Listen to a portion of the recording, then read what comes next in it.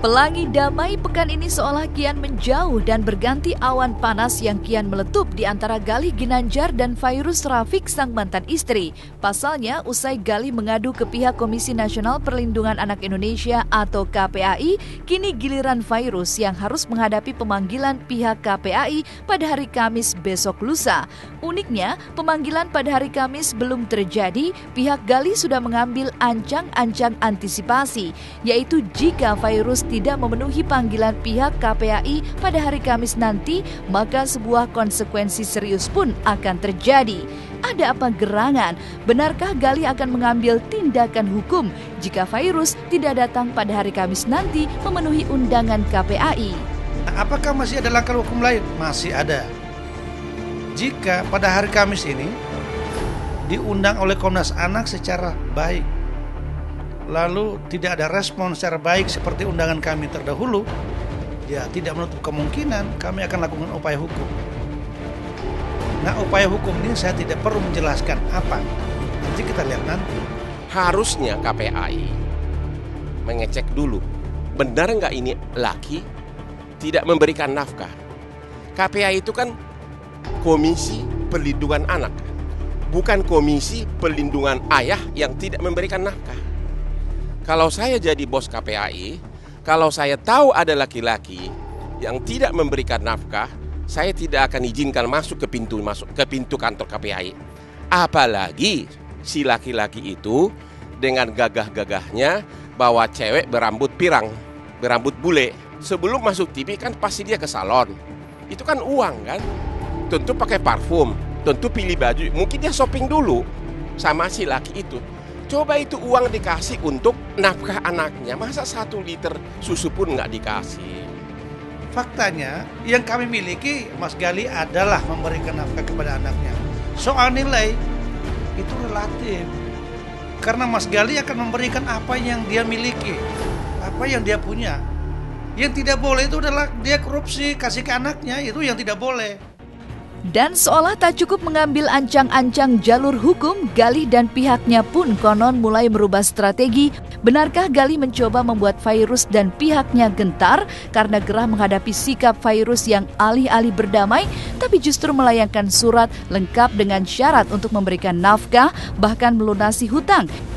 Bahkan di dalam surat rekan sejawat itu menyatakan bahwa Galih kalau bisa harus mengembalikan seluruh pengeluaran ibunya dan keluarganya. Pertanyaan saya, apakah itu permintaan yang original dari ibunya, keluarganya? Kami pengen tahu. Kalau memang itu demikian, apakah demikian seorang ibu selama ini memberikan hidup anaknya, memberikan nafkah anaknya, menghitung-hitung supaya saudara Galih ini dianggap utang untuk mengembalikan? Jelas itu. Jadi kami haraplah jangan persoalan ini menjadi melebar. Kalau memang ini mau kita merumuskan persoalan siapa salah siapa benar, ruangan di pengadilan. Tapi kalau kita meng-close ini siapa yang benar dan salah, kita tidak pernah cerita itu, mendamaikan mereka, ya ruang kantor saya masih bersedia. Kalau saudari Fairuz sebelum pada hari Kamis datang ke Komnas HAM, Komnas Anak, datang ke ruang saya, kami masih berterima.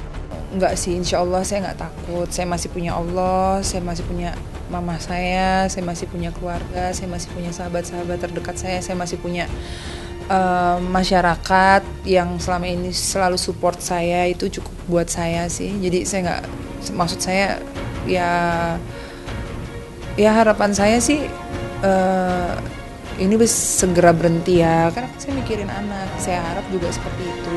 Galih pun berpikir terhadap anak. Jadi menyelesaikan masalah itu bukan lewat media gitu loh. Menurut saya menyelesaikan masalah ya sama-sama dewasa, dia juga harus tahu apakah dia salah atau enggak gitu kan, menyudutkan saya seperti itu, apalagi saya ibunya Fas kan, kayak gitu.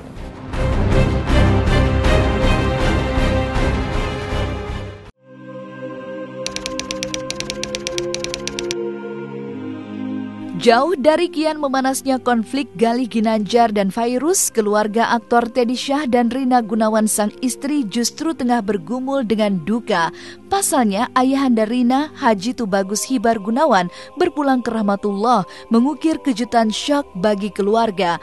Pasalnya, tak pernah disangka oleh Rina bahwa meski sakit dan baru usai menjalani operasi herniasi nucleus pulposus atau yang lebih umum dikenal dengan saraf terjepit di bagian tulang belakang, sang almarhum ayah tampak baik-baik saja. Tapi manusia boleh berharap Tuhan jua penentunya. Setelah lebih dari 5 tahun berjuang melawan sakit, tapi pasca melakukan operasi, ayahanda Rina justru meninggal dunia. Ya kalau yang mau turun aja. Nungging. Asyhadu an la ilaha illallah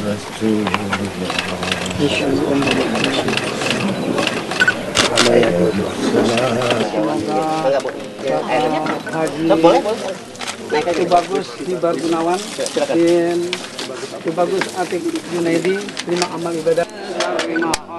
Wa min zarri wa min nafasati.